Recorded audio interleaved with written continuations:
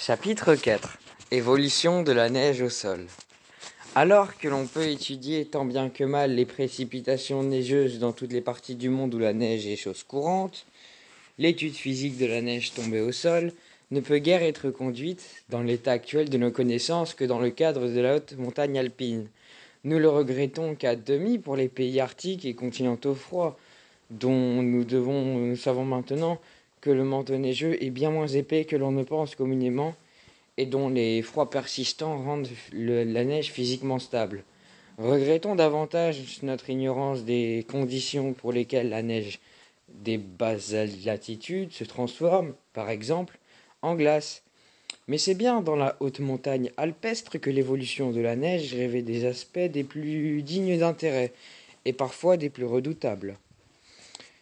Nos connaissances dans ce domaine reposent essentiellement aujourd'hui sur les beaux travaux effectués en Suisse par l'Institut fédéral pour l'étude de la neige et des avalanches, créé en 1941 à Westflugehorst, 2668 mètres, au-dessus de Davos. En France, on ne peut guère signaler encore qu'un centre d'étude de la neige créé à Barèges, dont l'animateur est Charles Sulzli.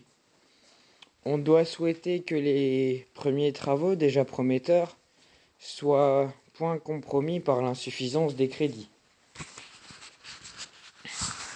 La cristallographie de la neige, premier tiré. Au cours d'une chute tant soit peu abondante et par temps suffisamment froid, les flocons s'agglutinent les uns contre les autres au sol pour recouvrir celui-ci d'un manteau continu. Il s'agit en fait d'un complexe de cristaux et d'air où l'air est, surtout au début, l'élément dominant de ce qui explique la faible densité. Figure 9. Évolution du type d'un cristal de neige. À droite, au moment de sa chute. Un cristal encore assez bon état. Il y a 6 étoiles. Enfin, il y a six branches, il est un peu cassé sur une branche, mais tout va encore plutôt bien. Ensuite, au centre, après 20 jours, il reste juste des petits bâtons. Il y a plus de... Au début, on dirait un sapin, après, on dirait un sapin sans épines. Et ensuite, à moins 5 degrés, à droite, après 60 jours de séjour, à moins 5 de pression très faible. Donc le cristaux, il reste plus de cristaux, en fait, juste une boule. Un ensemble. Oh. Il s'agit en fait d'un complexe de cristaux et d'air où est, surtout au début, l'élément dominant de ce qui explique la faible densité de l'ensemble. Une fois incorporé à cette masse de cristaux, de neige assez longtemps, leur forme physique initiale. Une fois incorporés à cette masse, les cristaux de neige conservent assez longtemps leur forme initiale si la température reste très basse. Dans le cas contraire, ils se trouvent soumis à de fortes pressions au fait des masses de neige tombées ultérieurement. Une véritable métamorphose cristallographique commence. Les cristaux, pour des températures restant voisines de 0 degré, voient s'user la pointe de leurs branches. Figure 9. Ce qui permettra le tassement. La température de la neige superficie étant normalement plus basse que celle des neiges profondes, celle-ci subit partiellement une sublimation pour se recristalliser au niveau supérieur plus froid. Ce mécanisme donne naissance à ce que l'on a appelé des cristaux en gobelet, qui donnent une neige particulièrement avalancheuse. Quant à l'air qui enveloppe les cristaux, qui est animé de mouvements lents à composante ascendante, l'air proche du sol se trouvait relativement plus chaud. D'ingénieux appareils mesurent la température de l'air et la perméabilité de la neige aux différents niveaux. Le détail de cette circulation de l'air et l'état hygrométrique de celui-ci a une grosse influence sur l'évolution des cristaux. Le terme final de cette évolution ne serait autre que le grain de la glace de glacier, mais ce terme ultime ne peut être atteint que dans des conditions climatologiques et topographiques nettement déterminées. D'ailleurs, l'évolution de la neige au sol se trouve interrompue par la fusion, et limitée dès lors à ses toutes premières stades. Deuxième tiré, la qualité superficielle de la neige. La pratique du ski a fait beaucoup pour intéresser les montagnards. Depuis une trentaine d'années, à l'étude empirique des différents états de la neige en surface, états qui la rendent plus ou moins glissante ou plus ou moins maniable, on parle couramment de neige bonne ou mauvaise. Toute la littérature est née sur ce sujet. Loon, Schneider, Jacques, dont on aurait tort de sous-estimer la valeur scientifique, et nous allons résumer brièvement les enseignements théoriques. La neige fraîche, tombée par une température inférieure à -2 degrés, est poudreuse. Une densité très faible, elle est à la fois sans cohésion et sans adhérence au sol, et à la sous-roche. Nous verrons que les avalanches y sont fréquentes. Peu glissante au moment de la chute, elle devient au bout de 4 ou 5 jours, elle le devient au bout de 4 ou 5 jours, sauf si la température reste trop basse. Tombée au voisinage de 0 degré, la neige est d'emblée une neige lourde, à glos flocons collante et non glissante. Elle fait masse sous les skis, sous les souliers, rend les évolutions difficiles, décalées en couches un peu épaisses. Jacques. Au fur et à mesure qu'une neige vieillit, elle tend à se durcir en surface sous le double effet du soleil et du vent. Exposée le jour à l'insolation, soumise la nuit au rayonnement nocturne. La neige durcit à une profondeur chaque jour plus grande, neige tôlée. Elle peut évoquer l'aspect cristallin et la dureté du marbre. Moins heureux est l'effet du vent qui, en activant outre mesure l'évaporation, entraîne l'eau de fonte vers la surface et l'empêche ainsi de consolider par le regel les couches inférieures. Les croûtes dues au vent adhèrent ainsi bien moins à la couche sous-jacente que celle-ci due au soleil. Godefroy. Au printemps, l'adoucissement de la température provoque en surface une fusion qui libère tout d'abord des grains de glace enrobés dans une saumure. Neige grosselle, classique au printemps, et fort justement goûtée des skieurs. Mais que la température s'élève encore et la désagrégation gagne alors toute la masse. C'est la neige pourrie, glissante, mais qui ne porte pas, aussi peu cohérente que ne l'était la neige fraîche. Les dernières stats, toutefois, ne peuvent pas être atteintes dans les Alpes qu'à une altitude suffisante. Là où les chutes ont été assez abondantes pour permettre au manteau de durer, l'évolution superficielle de la neige que nous venons de retracer combine les effets avec un autre ordre de fait. Le tassement et la fusion du manteau neigeux qui amenuisent peu à peu celui-ci, là où l'alimentation s'est trouvée insuffisante, la neige disparaît ainsi avant que l'on en ait pu observer l'évolution.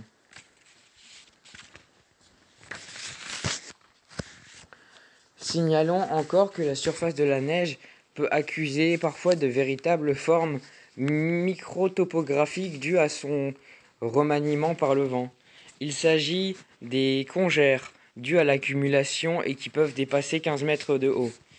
Il s'agit surtout de corniches qui ourlent les crêtes.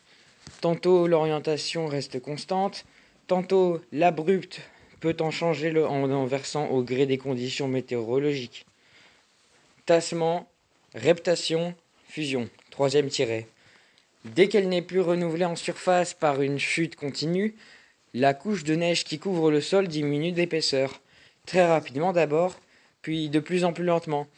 D'observations effectuées en 1907 à Chambéry par P. Mouguin, il résulte ainsi qu'une couche de 118 mm en fin de chute n'avait plus que 75 mm le 4e jour, 55 le 8e, 38 le 12e. Pour des chutes d'importance moyenne, les skieurs admettent en pratique que le tassement devient négligeable au-delà du 4e jour. Cette observation bien banale retrouve un phénomène en réalité bien complexe.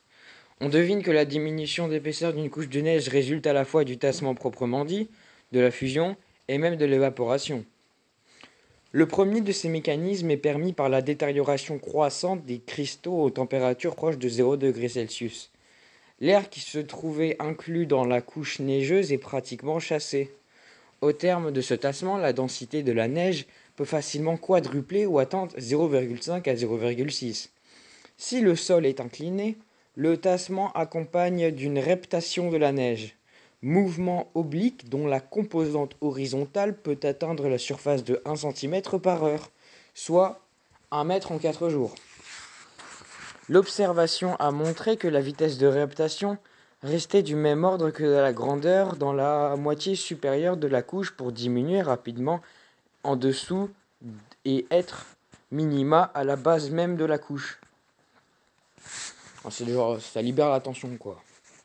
Figure 10. Tassement et reptation de la neige. Tire tes points. Surface initiale du manteau neigeux. Donc, on a un manteau neigeux en point de vue horizon vertical. Genre, on voit une couche de neige. Et bah, il y a un point A, B, C, D. Et quand on observe la reptation de la neige, il y a une ligne droite pour le de base, mais ensuite ça fait un petit genre d'arc de cercle qui descend petit à petit, parce que là c'est une pente, du coup ça descend petit à petit, et ça fait un genre d'arc de cercle, et ça se fait pousser par ce qui est en bas, et ça se fait pousser par ce qui est en haut, et ça se fait tirer par ce qui est en bas. Là, et la neige elle s'est un petit peu tassée également. Donc bah ouais, ça descend en fait. Ça descend et ça se tasse, naturellement. Par, comme on avait dit, l'évaporation, l'évaporation, le tassement et je sais plus quoi. Cette vitesse de reptation est à la base et fonction de la nature du sol. Elle est encore égale à la moitié de la vitesse en surface sur un sol lisse. Par exemple, herbe non fauchée couchée par la neige. Elle peut devenir nulle sur un sol rugueux, figure 10. La fusion, elle, aboutit non à un déplacement, mais à une réduction effective de la masse neigeuse. À première vue, la fusion apparaît liée aux variations diurnes ou saisonnières de la température ambiante. Aux très basses latitudes, la variation diurne joue seule. L'eau libérée chaque jour s'évapore en partie sur le champ et pour le reste regèle la nuit suivante. Mécanisme qui, selon Marc Pierre, intervient bien plus que le tassement dans la transformation en veinée des neiges du Pérou. Dans les Alpes, la fusion est normalement plus forte le jour que la nuit. Mais elle va surtout en s'accentuant de l'hiver au printemps avec le relèvement général des moyennes thermiques.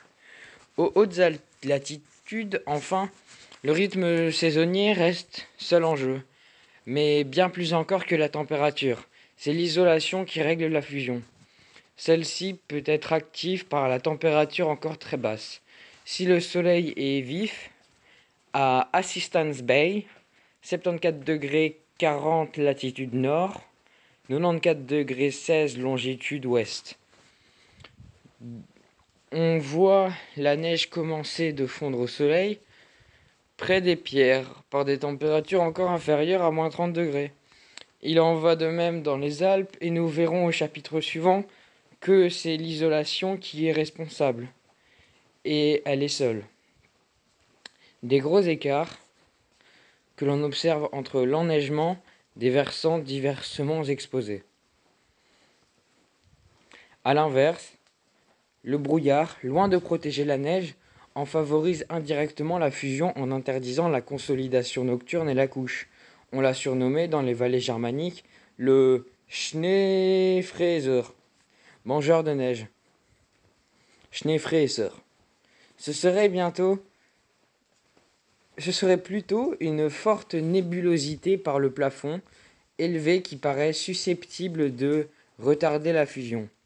Il importe d'ailleurs de noter la perméabilité de la neige aux rayons solaires. Celle-ci s'étend sur 12 à 15 cm de profondeur. Par suite, dès que la couche tombe en dessous de cette épaisseur, une partie de l'énergie calorifique réchauffe le sol, ce qui accélère considérablement la fusion. Aussi le manteau neigeux est-il voué à une disparition rapide dès qu'il s'amenuise au-delà de cette épaisseur critique d'une quinzaine de centimètres. À côté des températures de l'air et de l'insolation, deux autres facteurs interviennent encore dans la fusion, le vent et la pluie. Sur le versant d'une chaîne de montagnes parcourue par un vent descendant, celui-ci se réchauffe d'autant plus vite qu'il s'est asséché. C'est le mécanisme bien connu du Foun. Un tel vent provoque une fusion accélérée de la neige, même quand ce mécanisme n'est pas en jeu. Le vent s'accroît toujours par l'évaporation superficielle. Quant à la pluie, elle se retrouve tout d'abord absorbée par la neige qui fait office d'une véritable éponge. Cette absorption s'effectue dans les limites pouvant atteindre 60 à 75% du poids propre de la neige. Par exemple, une couche de neige fraîche de 25 cm de densité 0,08 correspondant à 20 mm d'eau pourra absorber une averse de 12 à 15 mm.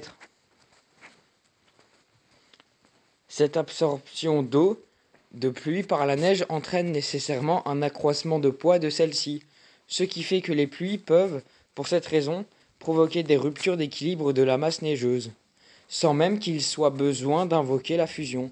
Mais celle-ci intervient, brutale, dès que le seuil d'absorption maxima se trouve dépassé. La température même de la pluie paraît d'ailleurs une considération toute secondaire. L'action de la pluie sur la neige étant, d'après Pardet, plutôt d'ordre mécanique, déchiquetage de la neige que l'ordre calorifique, et la plus grande part de la chaleur de fusion provenant vraisemblablement de l'air ambiant. Toujours est-il que dans ces conditions que se produisent les plus gros déneigements de printemps, générateurs en aval de crues catastrophiques, Haute-Durance, 29 mai 1856, Guy et Ubaye, 13 et 15 mai 1948. Occasionnellement, la pluie peut, en plein hiver, provoquer un déneigement tout à fait hors saison. Ce sont les moulants du Queyras. Parenthèse. Ces crues de ce type, neige fondue par une pluie, peuvent intervenir même en basse altitude. Belgrade attribue à ce mécanisme une crue de 1658 sur la Seine. Ah, Belgrand, pas Belgrade. Du coup, c'est la Seine, donc c'est probablement à Paris. Tassement et fusion sont donc les deux gros agents d'amenuisement du manteau nival. Amenuisement accompagné d'un certain accroissement pour la densité. Pour cet amenuisement en dehors des lieux habités, la chose n'est pas sans importance pour l'industrie hydroélectrique. On a imaginé de placer sur certains versants des mires graduées dont la lecture s'effectue par lunette jusqu'aux plusieurs kilomètres de distance. Cette méthode permet d'évaluer l'épaisseur totale du manteau neigeux, à l'exclusion bien entendu de toute indication relative à la densité, et par suite à la valeur en eau de la neige. Pour connaître cette valeur en eau de la réserve nivale, on doit faire usage, au cours de reconnaissance à ski, de sondes à neige. Il s'agit de tubes mécaniques que l'on enfonce verticalement dans la neige jusqu'à toucher le sol. Tubes d'assez petit diamètre pour pouvoir retenir par adhérence la neige qu'ils contiennent. Le sondage effectué, on relève le tube pour le peser immédiatement au dynamomètre. Le froid de la neige retenue dans le tube donne une valeur immédiate de la chaleur en eau de la couverture neigeuse. Deuxième parenthèse. On peut se proposer aussi d'évaluer cette valeur en eau par les calculs fondés par l'hypsométrie. Les observations des chutes de neige et de la température, les résultats des sondages sont confrontés avec ceux des investigations mathématiques. Les deux méthodes se complètent l'une l'autre. La stratigraphie de la neige. Nous avons jusqu'ici considéré l'évolution du manteau neigeux par tassement et fusion comme s'il était homogène. Ce n'est là qu'une approximation très grossière. sous nos latitudes, surtout où le manteau neigeux est formé d'une série de couches dues aux phases successives de précipitation et ayant conservé chacune leur individualité. Une simple tranchée creuse dans la neige permet déjà à un observateur entraîné de reconnaître à vue la superposition des différents éléments constituant le manteau. Mais dans les observations bien outillées, celui du Watchful Judge notamment, les méthodes d'une haute technicité ont permis de pousser bien plus loin l'étude de la cohésion de la neige. On s'est proposé surtout de mesurer la résistance de la neige au battage et au cisaillement. Figure 11. Mesure de la résistance de la neige aux abattages. Sonde de battage. La chute libre du mouton M. Ok. On observe une genre de... prenez un bâton de feu d'artifice, mais faites qu'il y a 50-50. Du coup, il y a 50%, c'est la genre de fusée, et 50% c'est un bâton qui ressort, et là, c'est planté dans la terre. Et le bâton de feu d'artifice, il est presque entièrement rentré dans la terre, mais pas totalement. Dans la neige, pardon. Et du coup, il reste, disons, 10 cm.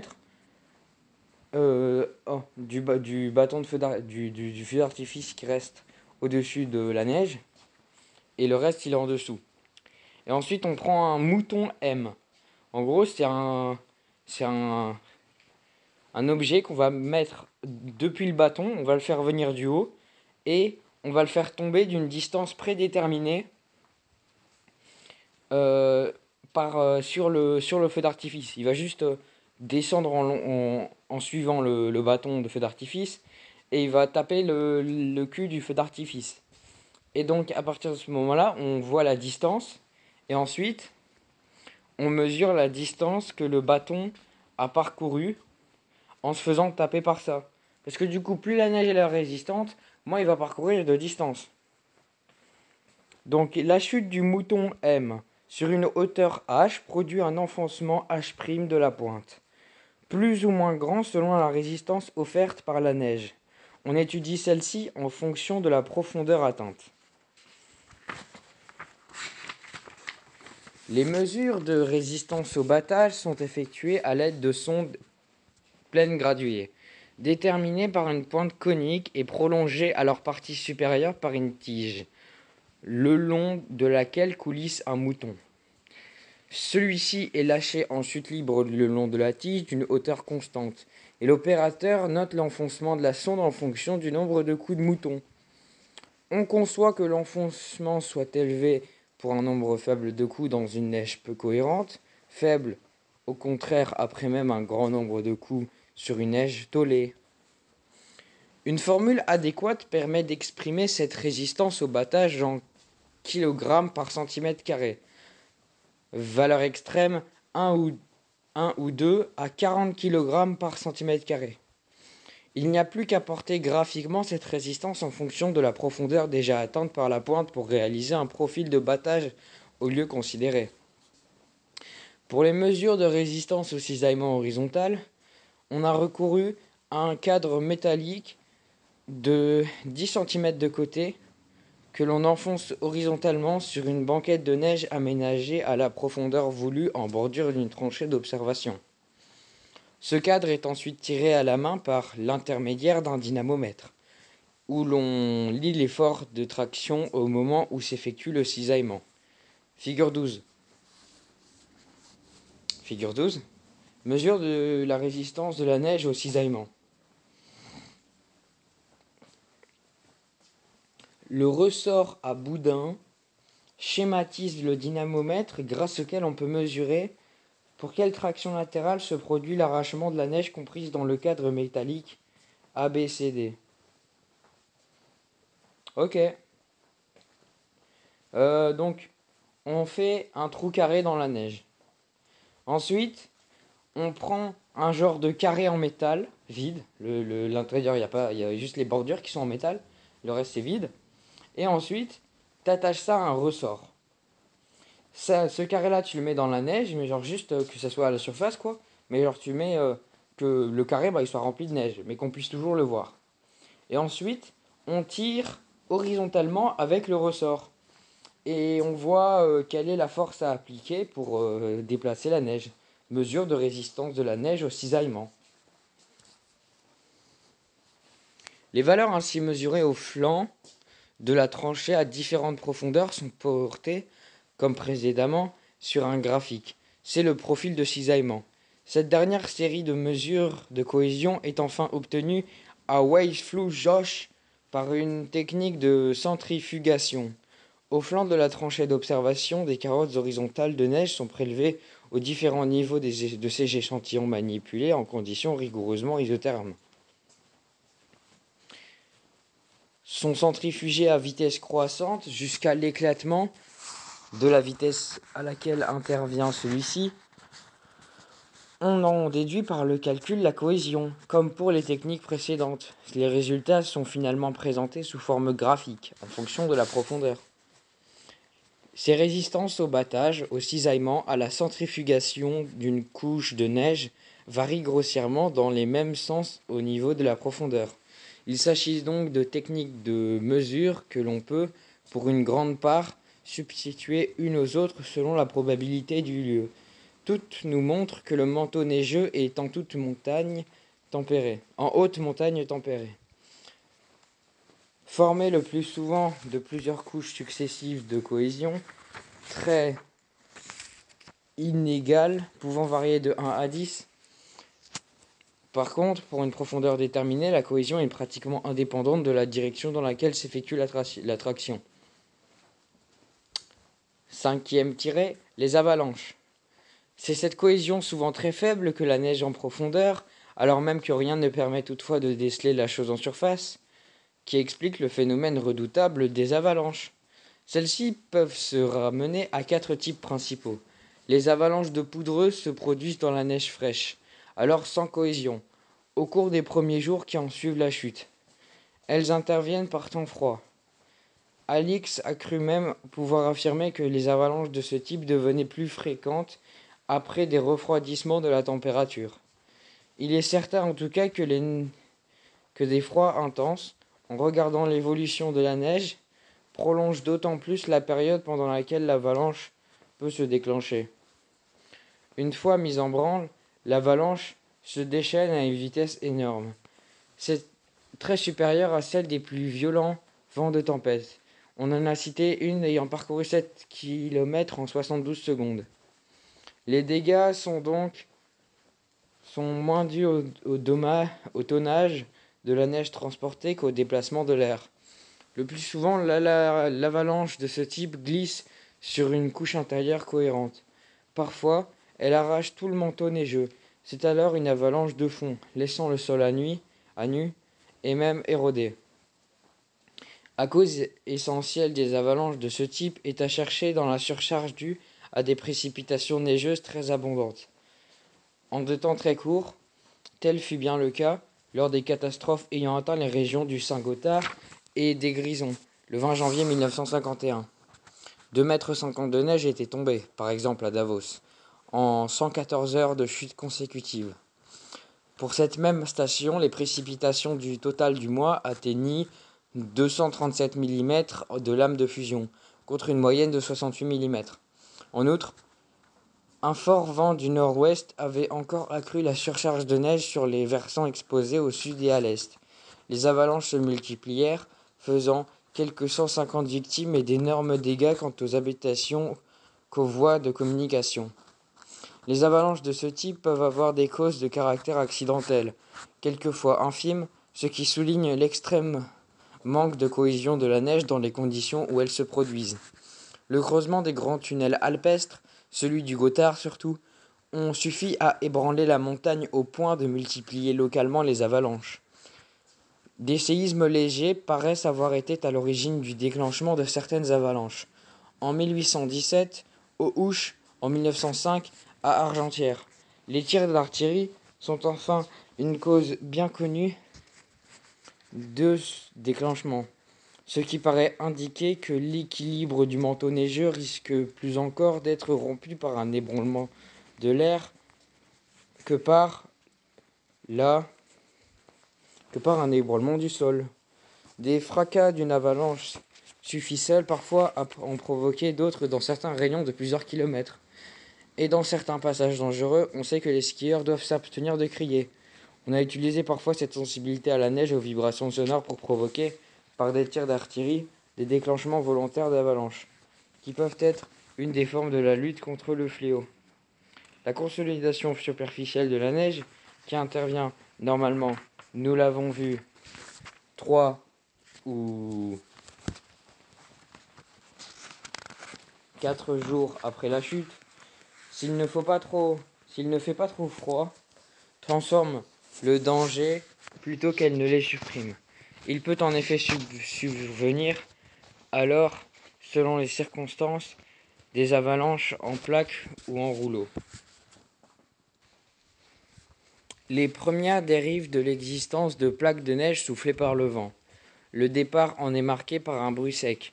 Au cours de sa descente, la plaque se disloque rapidement en éléments plus petits, puis en tuiles qui se chevauchent.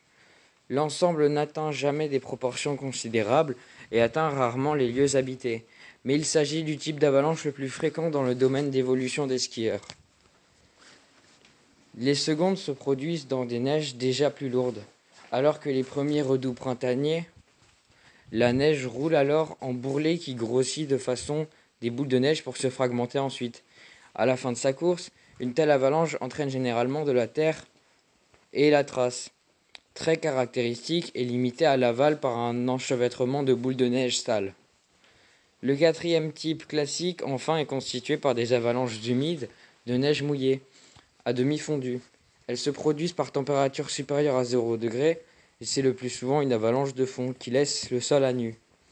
La vitesse reste très inférieure à celle des avalanches poudreuses, 30 km à l'heure, quelquefois seulement, rarement plus de 100. C'est sa masse même et non par son souffle qu'une avalanche de ce type est redoutable. Le principal fait à noter est que les avalanches humides se produisent en général dans les couloirs bien déterminés que l'on a pu reporter aux cartes topographiques. La chose a été faite, par exemple, pour une certaine feuille du 1/50 millième français et de nombreuses cartes suisses et autrichiennes. La largeur de ces avalanches est en général limitée par la topographie même et n'excède pas le ravin où elle s'encaisse. On cite toutefois l'avalanche du Charbonifère, commune de Passy, Savoie, du 27 mars 1914, qui conserva d'un bout à l'autre de son cours une largeur de 450 mètres. À leurs extrémités, les avalanches de ce type construisent un cône comparable au cône de déjection du torrent, et parfois fort volumineux. Celle du Tréléchamp, au pied du col de Montée, Haute-Savoie, du 20 janvier 1914, laissa un cône de 300 mètres de génératrice et de 18 mètres d'épaisseur. La neige de ces cônes acquiert presque instantanément une très forte cohésion. Le point de fusion de la neige a eu en effet s'abaisser sous l'effet de la fusion de la pression au cours de la descente. Une fois l'avalanche immobilisée, les blocs s'en ressortent immédiatement, en serrant comme des gangs les objets qui se trouvent emportés. La cohésion acquise par la neige du cône est telle que, même à l'altitude relativement basse, il n'est pas rare de la voir persister jusqu'à l'hiver suivant. Les plus grosses avalanches appartiennent enfin, en général, à un type mixte, changeant de caractère au fur et à mesure de la descente. À Airolo, au sud du Gothard, le 11 janvier 1951, une avalanche partie ainsi en haute altitude sous bord de coulées froides, sans cohésion, dans une zone qui avait reçu en 6 jours un total de 4 mètres de neige fraîche, s'enrichit plus bas de neige pourrie qui ralentit la vitesse à une trentaine de kilomètres à l'heure, mais augmentait sa masse jusqu'à lui faire atteindre, en abordant le village, la hauteur de maisons de 3 étages. Cinquième tiré, les dégâts, la lutte contre les avalanches. Peu de fléaux sont ainsi aussi légitimement redoutés par l'homme que les avalanches. L'hiver le plus tragique fut à cet égard celui de 1916-1917, sur le front austro-hongrois. Les états-majors avaient commis l'imprudence de se pousser les avant-postes jusque les pentes très exposées. Au début de la saison froide avait été exceptionnellement neigeux, et la cantonade ébranlait sans arrêt la masse de neige, où l'on compta plusieurs milliers de victimes pour la seule journée du 13 décembre 1916. Pour une époque plus récente, nous avons déjà fait l'allusion au tragique mois de janvier 1951 en Suisse. C'est la région du Saint-Gothard qui paraît réunir dans les Alpes les conditions les plus fâcheuses propices aux avalanches. Enneigement toujours important, fréquence du faux, pente forte et raide et déboisée. On a recensé 530 couloirs d'avalanches humides sur 325 km². En Savoie, au cours du siècle 1815-1914, les avalanches auraient provoqué 151 morts. Parenthèse, il s'agit des avalanches proprement dites, à l'exclusion des catastrophes d'origine glaciaire, telles que celle de Saint-Gervais du 12 août 1892, qui fit à elle seule 175 morts. D'après Mougin, 3 avalanches régulières dépasseraient en France 4 km de long, dont 2 sur le territoire de la commune de Bessan, en Maurienne, et 26 de plus que entre 2-3 km. En Maurienne, le risque d'avalanche est accru du fait que les neiges de printemps apportées par la Lombarde sont souvent plus lourdes que celles d'hiver. Mais en Dauphiné, les accidents fréquents encore dans les Grandes Rousses deviennent exceptionnels au sud de l'Oisans. Contre les avalanches, la défense de l'homme prend deux formes: protection et prévision. La protection des lieux habités s'effectue par une digue, Airolo, Louèche-les-Bains, soit par les éperons en forme de proue, nommés en Savoie par des tournes, tel à celui qui abrite l'église et le cimetière de Valorcine. À ces ouvrages anciens massifs, on préfère aujourd'hui des claires-voies subhorizontales dénommées ponts à neige, un coût plus économique et d'une efficacité que certains croient supérieure. Pour la protection des voies de communication, et spécialement les voies ferrées, on use des galeries à tremplin qui évacuent les neiges par-dessus les zones à protéger. Cône ferré ci-dessous, chapitre 7. Les instituts scientifiques d'études de la neige de Westflus-Josch, comme de Barren, ont dans leur champ d'activité non seulement l'étude des conditions dans lesquelles se réalisent les avalanches, mais encore des calculs et des essais de cet ouvrage de protection. On a essayé ainsi de faire partir artificiellement à coups de canon des masses neigeuses avant qu'elles ne deviennent un volume trop important. Mais cette méthode hasardeuse a provoqué parfois des accidents graves. Figure 13. Fréquence des avalanches. En Savoie, d'après Mouguin, données antérieures à 1914. À gauche, la fonction des mois. À droite, la fonction de l'altitude de la zone de départ. Ça arrive le plus souvent c'est un graphique en cloche à chaque fois, et ça arrive le plus souvent entre 2000 et 2500 mètres. Et après, ça arrive un petit peu en janvier, en février, en mars, il y en a énormément, et puis en avril, ça redescend. Donc, comme les accidents graves à Zuos et Engadine, le 20 janvier 1951. En dehors de la zone habitée, on ne peut guère songer qu'à établir des cartes skieurs dont nous avons parlé. Mais la protection ou le simple repérage topographique ne peuvent jouer utilement que pour les avalanches de notre dernier type, aux trajectoires connues. Que faire au niveau des alpages où de nombreuses pentes peuvent devenir, dans certaines conditions dangereuses, qui pourraient, quelques jours à peine plus tôt, aux skieurs d'une sécurité totale, qui offrait quelques jours plus tôt. Ici, la science de la neige ne peut avoir pour objectif pratique que la prévision de l'avalanche. Cette prévision repose d'une part sur l'étude stratigraphique du manteau neigeux et dont nous avons indiqué la plus haut des principes. D'autre part sur l'évolution météorologique. C'est évident en Suisse que cette technique de la prévision ait été plus poussée. 20 stations d'observation spécialisées transmettent à l'Institut central de Westflus-Josch des données qui seront mises en œuvre par des prévisionnistes. En France, les premiers essais, couronnés de succès, ont eu lieu au chantier de barrage de Tignes, dont certains postes très exposés devaient être évacués chaque fois qu'un risque d'avalanche se précisait. Dans le cas d'un tôlage superficiel enrobant une sous-couche profonde sans cohésion, le thermomètre donne déjà à lui seul d'utiles indications. On sait en effet par les travaux de Devaux que les variations diurnes de la température ne sont transmises dans la masse neigeuse que jusqu'à 20 ou 25 cm au plus, en dessous de la surface. Notons au passage que c'est là une seconde raison pour laquelle les couvertures neigeuses trop minces ne peuvent jamais être bien durables. Une couche cohérente supérieure à 25 cm s'assure donc une protection très suffisante contre le réchauffement diurne. Mais un réchauffement continu dû à l'évolution météorologique peut amener à la longue à une diminution totale de la cohésion de toutes les parties supérieures durcies. Soulslee.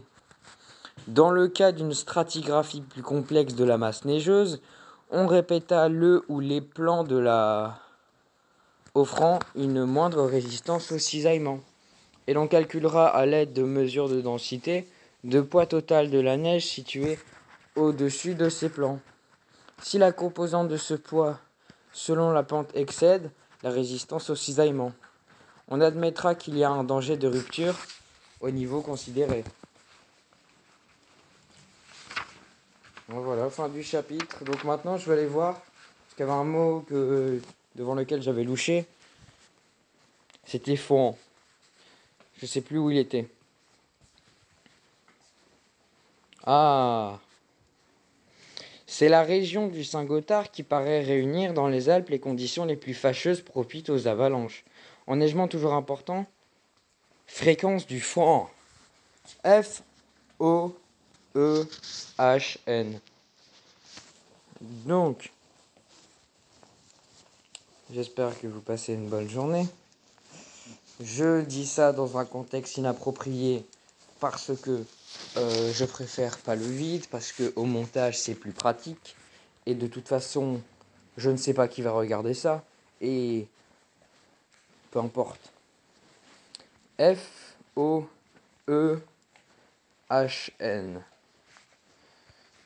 Définition.